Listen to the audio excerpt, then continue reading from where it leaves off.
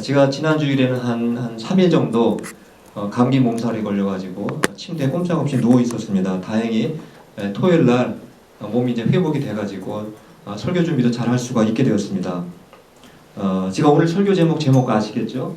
부활신앙입니다. 제가 이 부활신앙에 대한 그 설교를 준비를 해야 되는데 갑자기 감기에 걸려서 이렇게 침대에 누워 있다 보니까 내가 지금 이 부활의 몸을 갖고 있다면 얼마나 좋을까, 그런 소원이 더 강했던, 더 많았던 그런 시간이었습니다.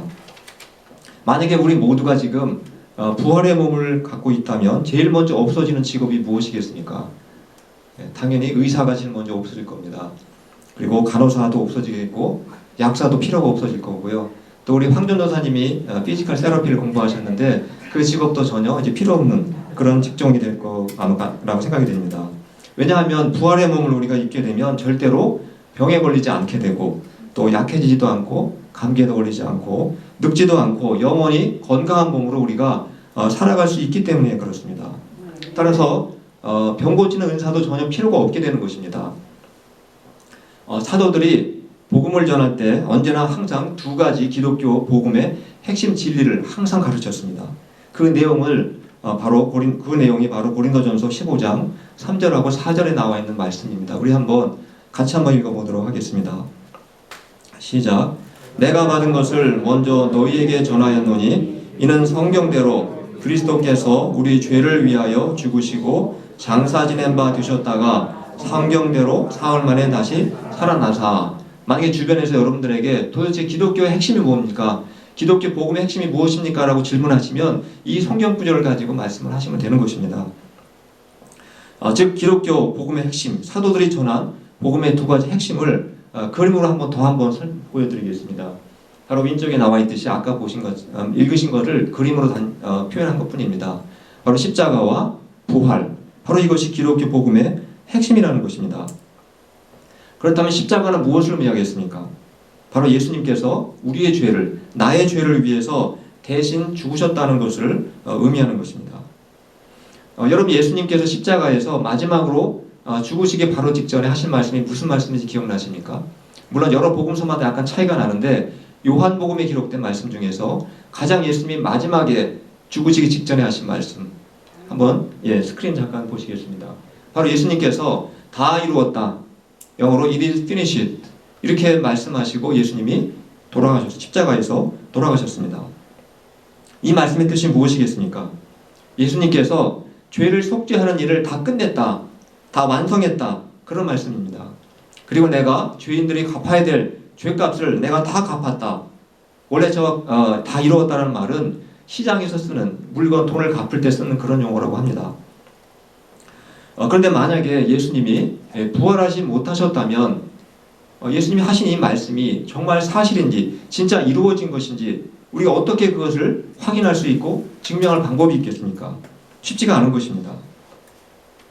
그래서 예수님이 부활을 통해서 내가 정말 다 이뤘다, 내가 정말 너희들의 죄값을 다 갚았다는 것을 증명해 주시기 위해서 바로 예수님이 부활을 하신 것입니다. 그런데 예수님이 부활하신 목적이 단지 그것 하나만 있는 것은 아닙니다.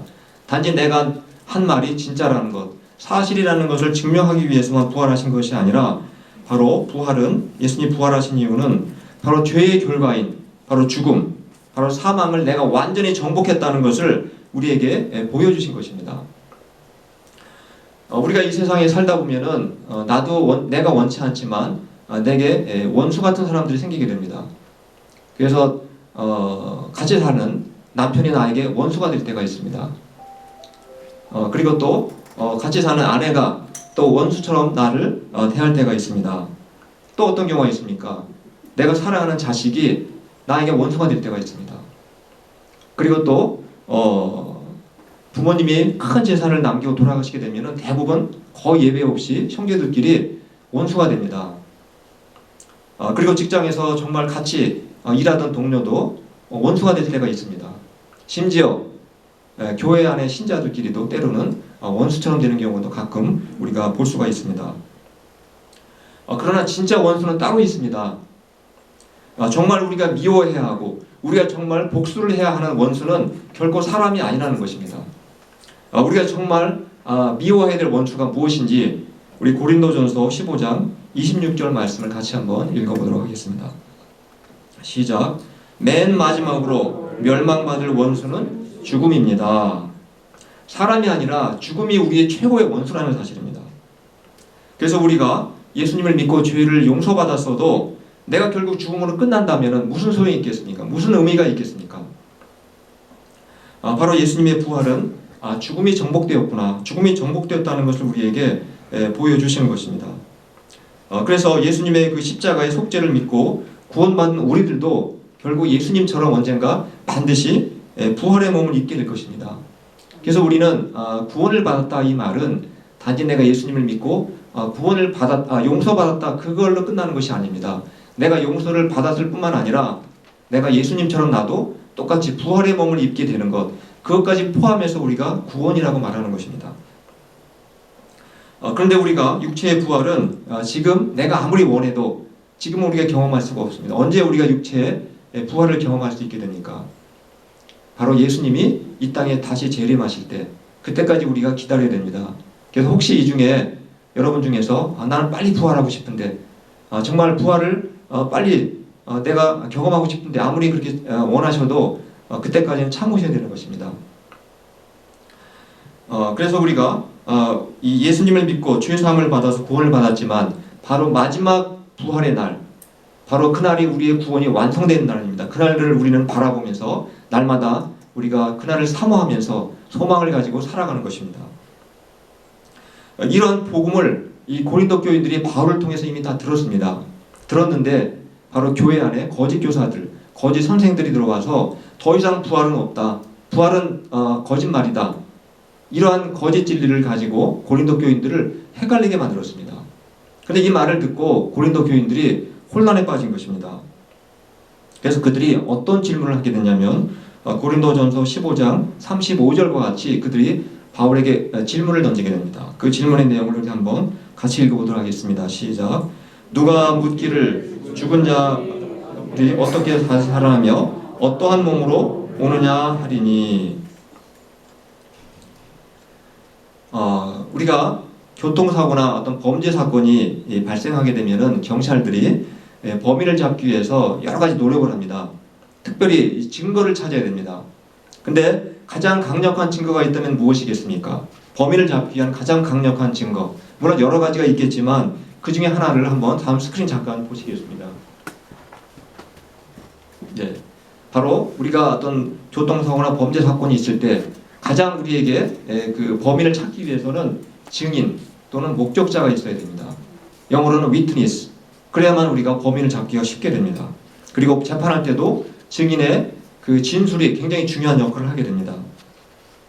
마찬가지로 예수님의 부활의 가장 강력한 증거, 가장 확실한 증거는 실제 부활 사건을 두 눈으로 직접 본 바로 증인들이 있을 때 우리가 더 확실하게 부활을 믿을 수가 있게 되는 것입니다. 그래서 바울은 부활을 의심하는 고린도 교인들에게 부활 사건을 직접 두 눈으로 목격한 사람들이 어떤 사람인지 쭉 명단을 우리에게 보여주고 있습니다. 바로 그 내용이 고린도전서 15장 5절에서 8절에 나와 있는데 그 이름만 제가 별도로 추려서 보여드리겠습니다.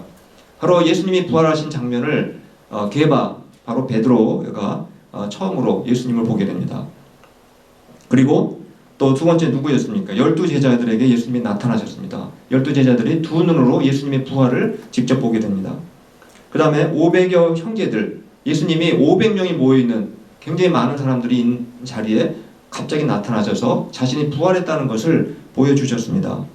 그리고 예수님은 또 예수님의 친동생, 바로 그 야고보에게 나타나셔서 자신이 부활했다는 것을 보여주셨습니다. 예수님의 친동생은 예수님을 믿지 않았지만 부활하신 예수님을 보고 나서부터 예수님을 믿게 됐습니다. 마지막으로 바울에게 예수님이 직접 부활하신 모습으로 나타나셨습니다. 우리가 이걸 볼 때 바울 당시만 해도 예수님의 부활을 직접 두 눈으로 목격한 증인들이 꽤 많았다는 것을 우리가 알 수가 있는 것입니다. 이처럼 예수님의 부활을 직접 눈으로 본 목격자, 증인들이 이렇게 많은데 왜 고린도 교인들 너희들은 왜 부활을 의심하느냐라고 바울이 지금 책망을 하는 것입니다. 그리고 바울은 또 자신이 변화된 모습을 통해서 부활을 증명하고 있습니다. 여러분, 바울이 어떤 사람이었는지 다 알고 계시죠? 바울은 예수 믿는 사람들을 감옥에 집어넣고 핍박하던 사람이었습니다. 그리고 지금 시리아의 난민 때문에 지금 많은 전 세계가 지금 문제를 갖고 있지 않습니까? 바로 바울은 예수 믿는 사람들을 잡아 들이기 위해서 예루살렘에서부터 시리아까지 다마스커스, 지금 다메섹 또는 다마스커스까지 원정을 가서 기독교인들을 잡아 들이려고 원정을 떠났습니다. 그런데 그가 그곳에 가서 바로 부활하신 예수님을 만나게 됩니다. 바로 그때 이 바울이 두 눈으로 부활하신 예수님을 직접 보고 나서 그때 비로소 그가 예수님을 믿게 되었고 사도로 그렇게 이제 활동을 하게 된 것입니다. 즉 고린도 교인들에게는 예수님의 부활을 믿을 만한 많은 증인들이 있었고 수많은 증거들이 있었다는 것을 우리가 알 수가 있게 됩니다. 그리고 바울은 바로 예수님이 부활하셨다면 예수님을 믿는 우리들도, 우리 신자들도 나중에 반드시 부활의 몸을 입게 될 것을 너희들도 확신해야 된다. 그렇게 바울이 계속 말씀을 하고 있는 것입니다. 우리가 왜 부활할 수 있는지, 우리도 어떻게 예수님처럼 부활할 수 있는지 그 근거가 되는 말씀이 고린도전서 15장 20절에 나와 있습니다. 우리 한번 같이 읽어보도록 하겠습니다. 시작.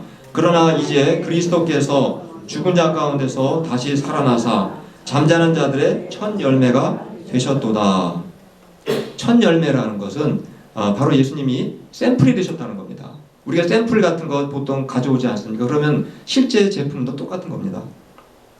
바로 예수님의 부활은 예수님 한 분만으로 끝나는 것이 아니라 예수님을 모든 신자들도 예수님과 똑같이 부활하게 될 것을 바로 저 말씀을 통해서 우리에게 보여주고 확신시켜주고 있는 것입니다.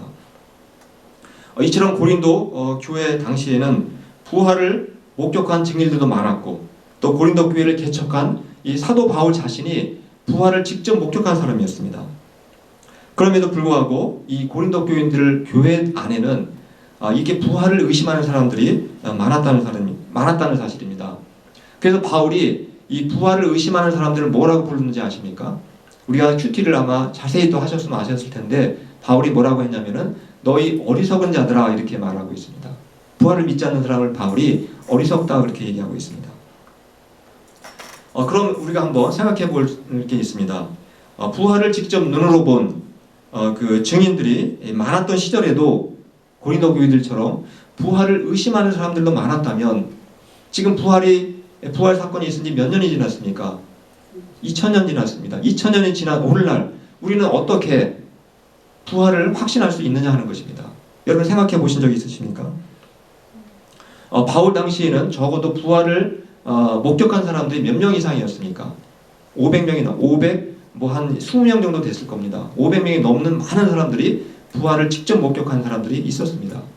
그때도 부활을 잘 믿지 못했는데 우리는 단 한 명도 500명 중에 살아있는 사람이 단 한 명도 없는데 어떻게 우리가 부활을 확신할 수 있느냐는 것입니다. 우리가 2000년이 지난 지금에도 예수님의 부활을 확신하고 또 우리도 장차 부활의 몸을 입게 될 것을 우리가 확신하는 근거 중에 하나는 바로 예수님의 부활을 두 눈으로 목격한 그 증인들이 남긴 바로 증거물, 바로 그 증거물이 있기 때문에, 기록물이 있기 때문에 우리가 확신할 수 있게 되는 것입니다. 어떤 것입니까? 그것이 바로 우리 모두가 갖고 있는 이 성경책이 부활을 두 눈으로 목격한 사람들이 직접 기록한 책이기 때문에 우리는 확실하게 주님의 부활을 믿을 수가 있는 것입니다. 이 성경책은 예수님이 부활하시고 100년, 200년 후에 기록한 것이 아니라 부활을 목격한 사람들이 직접 기록한 책인 것입니다. 예수님의 행적을 기록한 책을 우리가 성경 중에 보면은 4권이 있습니다. 우리 다 아시겠지만 한번 잠깐 스크린 보시겠습니다. 바로 마태복음, 마가복음, 그리고 누가복음, 요한복음. 이 4개의 복음서에는 예수님의 모든 활동이 다 기록이 되어 있습니다. 그리고 특별히 예수님의 부활 사건이 이 4복음서에 다 기록이 되어 있습니다. 신약 성경에 예수님의 행적에 관한 책을 단 한 권만 있어도 충분하지 않겠습니까? 근데 왜 4권씩이나 이렇게 있겠습니까? 그것은 예수님의 그 모든 행적을 보고 예수님의 부활을 직접 목격한 사람들이 너무 많았기 때문에 많은 책들이 실제로 기록이 되었다는 것입니다. 그 중에서 성경으로 인정된 4권만 이 신약 성경에 포함이 된 것입니다. 이러한 증거가 있음에도 불구하고 우리가 그럼에도 불구하고 사람들은 여전히 2000년이 그래도 지나지 않았느냐, 그리고 이 성경책을 우리가 어떻게 확신할 수 있느냐, 그렇게 의심하면서 여전히 부활을 믿지 못하는 사람들이 굉장히 많습니다. 제가 이런 부분에 대해서 잠시 한번 예를 들어 설명을 해드리겠습니다. 2001년 9월 11일 날 무슨 일이 있었는지 다 아십니까? 사진을 보시면 금방 아실 겁니다. 9.12 테러 사건이 2011년 9월 11일에 있었습니다. 그리고 왼쪽에 있는 저 쌍둥이 무역센터 건물이 다 그때 무너지고 지금은 오른쪽에 있는 저런 새 건물이 지어졌다고 합니다. 저도 직접 보진 못했지만 이제는 완전히 이제 새로운 건물로 그렇게 바뀌었습니다. 그때 여기 계신 분 중에서 이 왼쪽에 실제 9.12 테러 사건이 있었을 때 저 현장에 있었던 분 계십니까? 아마 단 한 분도 계시지 않았을 것입니다. 그런데 어떻게 믿으십니까? 저것을? 있으셨습니까? 그 당시 우리가 믿을 수 있었던 것은 저는 그때 한국에 있었습니다만 바로 그 사건 현장에 있었던 증인들, 바로 신문기자라든가 TV 리포터 같은 사람들이 뉴스를 전해주었기 때문에 사진도 보내주었고 동영상 같은 걸 찍어서 우리에게 알려주었기 때문에 우리가 저 사건이 꾸며낸 이야기가 아니고 거짓 이야기가 아니고 실제 일어난 역사적인 사건이었다는 것을 우리 누구나 다 믿고 확신하고 있는 것입니다. 근데 지금 우리가 뉴욕에 가보시면은 저 테러 현장에는 이제 옛날 이런 테러의 모든 흔적들이 다 사라지고 없습니다. 그리고 지금 저 오른쪽에 있는 사진처럼 새 건물이 이제 많이 들어섰기 때문에 과연 2001년에 저런 사건이 있었나? 아마 우리가 쉽게 못 믿을 수도 있는 것입니다. 제가 우리 교회에서 2001년에 태어난 학생이 우리 누군가 이렇게 확인해 봤더니 우리 그 지우가 2001년에 태어났더라고요. 그리고 우리 드럼을 치는 영서가 오늘 못 나왔지만 영서가 2001년도에 태어났더라고요. 9.12 테러 사건이 있었던. 근데 그 테러 사건이 있는 그 이후에 태어난 우리 학생들은 어떻게 9.12 테러 사건이 정말 있었던 일인지 어떻게 그것을 믿을 수 있고 어떻게 그것을 확신할 수 있겠습니까? 비록 눈으로 보거나 직접 그 현장에 없었지만 그 당시 있었던 증인들이 남긴 그 기록물들, 사진이라든가 이런 사진 또는 동영상 또는 뉴스 보도자료 이런 것을 통해서 밖에는 우리 학생들이 그 사건이 실제 역사였다는 것을 믿을 수밖에 없는 것입니다. 따라서 이 9.12 테러 사건 당시에 증인들이 기록했던 이런 사진들이라든가 동영상이라든가 이런 기록물들이 없어지지 않는 한 앞으로 1000년이 지나고 여러분 앞으로 2000년이 지난다고 해서 그것을 거짓말이라고 말할 수 있겠습니까? 아무리 세월이 흘러도 그 증거물이 있는 한, 그 자료가 있는 한 부인할 수가 없는 것입니다. 그것을 믿지 않는 사람은 오히려 어리석은 사람이 되는 것입니다. 마찬가지라는 것입니다. 비록 예수님의 부활 사건이 2000년 전에 일어났던 사건이었지만 그 당시에 그 사건을 두 눈으로 목격한 바로 그 증인들이 기록한 이 성경책이 존재하는 한 우리가 아무리 수천 년이 흘러도 우리가 부활의 역사적인 진실을 절대로 부인할 수가 없다는 것입니다. 구약 성경에 우리가 시편을 보시면은 가장 어리석은 사람은 하나님이 없다라고 말하는 사람이라고 그렇게 말씀하고 있습니다. 그런데 바울은 아까 말씀드렸듯이 바로 신약 시대 예수님의 부활을 믿지 않는 사람을 바울은 어리석은 사람이다 이렇게 말씀하고 있는 것입니다. 이 고린도 교인들에 대해서 바울이 이렇게 이제 부활을 이제 입증을 하고 계속해서 이제 설명을 하고 있는데 고린도 교인들이 가지고 있던 또 다른 궁금증이 있었습니다. 그게 한번 스크린 잠깐 보실까요? 고린도 교인들이 갖고 있는 또 다른 궁금증은 지금 내 몸, 지금 우리가 갖고 있는 이 몸과 앞으로 내가 부활됐을 때 새로운 몸을 갖게 될 텐데 그 몸과 차이점이 무엇이냐 하는 것입니다. 여러분도 그런 생각 아마 가끔 드실지도 모르겠습니다. 여러분은 나중에 이제 부활의 몸을 입고 나서 여러분 서로 얼굴을 우리가 알아볼 수 있을 것 같습니까? 못 알아볼 것 같습니까? 못 알아보면 어떡합니까 나중에? 성경에서 우리가 천국에 가서도 과연 서로 알아볼 수 있는지 못 알아보는지 그 여러 가지 그 알아볼 수 있다는 증거들이 굉장히 성경에 사실은 많이 나와 있습니다. 그 중에 하나 예를 들어서 잠깐 설명을 드리겠습니다. 이 그림이 무슨 그림인지 아시겠습니까? 예수님이 이 땅에 계실 때 변화산상에서 예수님이 변화됐던 그런 그림입니다. 그때 제자들이 3명이 같이 올라갔는데 갑자기 누가 나타났습니까? 모세하고 엘리야가 나타났습니다. 그런데 이 베드로라든가 야고보, 요한은 엘리야하고 그 모세 얼굴을 본 적이 없습니다. 1000년 전 사람인데 어떻게 얼굴을 볼 수가 있었겠습니까? 그런데 신약 성경을 잘 읽어보시면은 베드로가 금방 알아봅니다. 아, 저 사람은 베드로, 아, 저 사람은 엘리야, 저 사람은 모세, 금방 알아봅니다. 말하자면 우리가 천국에 가도, 우리가 부활의 몸을 입게 돼도 우리가 다 알아볼 수 있다는 겁니다. 나보다 먼저 천국에 간 나의 부모님, 어머니, 아버지, 또 형제가 있다면 우리가 나중에 알아볼 수가 있는 겁니다. 여러분 혹시 나중에 천국 가서 엄마 아빠가 나 못 알아보면 어떻게 하나? 또 나도 혹시 엄마 아빠를 알아보지 못하면 어떻게 할까? 걱정하실 필요 하나도 없습니다.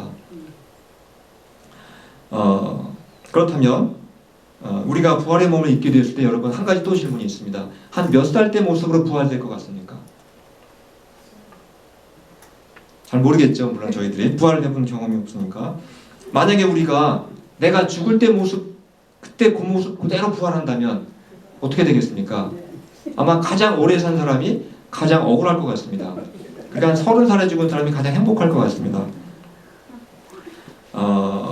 근데 어떤 사람은 주장하기를 우리가 부활을 하게 되면은 예수님의 그 나이 정도에 부활할 거다라고 주장하는 사람도 있습니다. 예수님이 몇 살에 부활하셨습니까? 한 33살 정도니까 30대에 청년으로 부활할 것이다. 그렇게 주장하는 사람도 있습니다. 그렇다면은 내가 90에 죽든 100살에 죽든 간에 우리 전혀 걱정할 필요는 없을 것입니다. 제 동생이 작년 2월 말에 52살의 나이로 먼저 저보다 천국을 가게 되었습니다. 그래서 제가 작년에 한국에 장례식을 갔다 왔었는데 그 처남이 52살에 죽었는데 제 동생의 처남이 그 장례식 끝나고 나서 꿈을 꿨다고 합니다. 근데 그 꿈에 제 동생이 나타났다는 겁니다.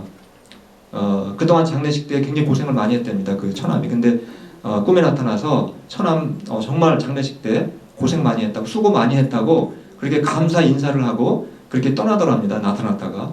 근데 그 처남이 제 동생의 얼굴을 딱 보니까 52살 얼굴이 아니다라고 합니다. 결혼할 때 그 얼굴로 딱 나타났다는 것입니다. 그때가 한 30살쯤 되었으니까 그러니까 아마 진짜 예수님이 그 부활하신 그 나이 정도에 아마 다 우리가 가장 팔팔할 때, 가장 젊을 때 모습으로 부활하지 않을까 그런 생각도 해보게 되었습니다. 물론 성경에 이런 얘기는 없습니다. 우리가 그냥 추측하는 것입니다. 그런데 성경에 나와 있는 가장 분명한 얘기가 있습니다. 분명한 것이 있습니다. 그것은 바로 우리가 부활의 몸을 입게 되면 절대로 병들지 않는다는 겁니다.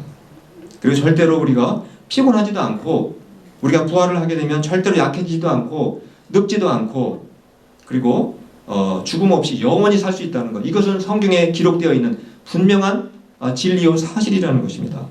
그리고 우리의 얼굴 모습도 걱정할 필요 없습니다. 성경에 보시면 가장 영광스러운 모습으로 우리를 하나님께서 입혀주신다라고 그렇게 기록하고 있습니다. 그러니까 천국에서는 모든 사람이 미스 코리아, 아마 미스터 코리아가 될 것 같습니다. 근데 이러한 부활을 누구에게 약속해 주셨습니까? 누구나 이런 약속을 받은 것이 아닙니다. 바로 아까 처음에 복음의 핵심에 대해서 말씀드렸듯이 예수님께서 나의 죄를 위해서 죽으시고 부활하신 것을 믿는 사람들에게만 주신 바로 약속이라는 사실입니다. 그리고 우리는 이러한 바로 부활의 소망을 가지고 있기 때문에 우리가 어떠한 상황에 산다 할지라도 어떠한 상황에서도 우리 낙심하거나 또 좌절하거나 절망하지 않고 소망의 기쁨을 가지고 살아갈 수 있는 그러한 힘을 갖게 된다는 사실입니다. 지금까지 바울이 이 부활을 의심하는 고린도 교인들에게 부활의 확신을 이렇게 지금까지 주고 나서 마지막 권면을 하고 있습니다. 부활 신앙이 무엇인지 오늘 제가 설교 제목을 부활 신앙이라고 했는데 바울이 부활에 대해서 쭉 설명하고 나서 이제 너희들 부활 신앙을 가져야 된다. 그 부활 신앙에 대해서 마지막 권면을 하는데 오늘 우리가 읽었던 부분입니다. 우리 한번 고린도전서 15장 58절 다 함께 읽어보겠습니다. 시작. 그러므로 내 사랑하는 형제들아 견실하며 흔들리지 말고 항상 주의 일에 더욱 힘쓰는 자들이 되라. 이는 너희 수고가 주 안에서 헛되지 않은 줄 알미니라. 이렇게 사는 사람을 부활신앙을 갖고 있는 사람이다 라고 그렇게 우리가 말할 수 있는 것입니다. 바울은 지금 고린도 교인들에게 이렇게 말하는 것입니다. 이제 너희가 정말 예수님의 부활을 믿고 너희들도 장차 부활의 몸을 입게 된다는 것을 확신한다면 더 이상 부활이 없다는 그런 거짓말에 너희가 믿음이 흔들리지 말라는 것입니다. 그리고 너희가 정말 부활을 믿는다면 이 세상이 전부인 것처럼 죽으면 모든 것이 다 끝나는 것처럼 그런 식으로 살지 말라는 것입니다. 부활을 믿는다면 정말 소망을 갖고 주의 일에 더욱 힘쓰고 더욱 수고하고 헌신하면서 그렇게 살아라. 우리의 은사를 통해서 하나님을 더욱 섬기며 살라. 그렇게 바울이 마지막으로 권면을 하고 있는 것입니다. 혹시 여러분 중에서 지금까지 부활이 정말 사실일까? 혹시 그렇게 의심이 드셨다면 오늘 말씀을 통해서 부활하신 바로 모든 증인들이 기록한 바로 성경 말씀을 통해서 더 큰 부활의 확신을 가지시기를 바랍니다. 그리고 우리가 정말 다 부활을 믿는다면 우리가 세상 일에 우리가 너무 집착하거나 또 너무 연연하지 마시고 오직 부활의 기쁜 소식을 우리가 전하면서 주의 일에 더욱 힘쓰시고 또 더욱 수고하시고 또 헌신하시며 봉사하시는 그러한 복된 삶을 살아가시기를 간절히 축원합니다. 다 함께 기도하시겠습니다. 하나님 아버지, 아담의